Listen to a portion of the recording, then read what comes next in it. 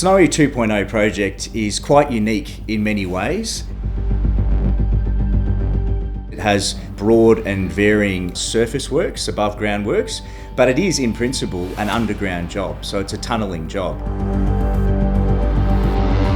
The tunnel has a design alignment which the TBM and the drill and blast operations will seek to achieve. We need to do survey to check conformance against that design alignment.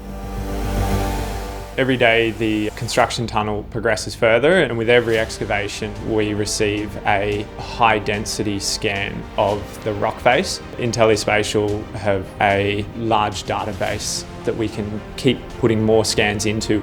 This makes that whole workflow much quicker and much simpler.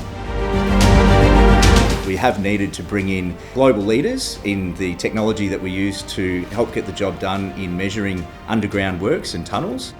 We can do things like defect mapping before we even go out on site and do a physical investigation. That makes our people safer, makes us more smarter. I couldn't think of anything better.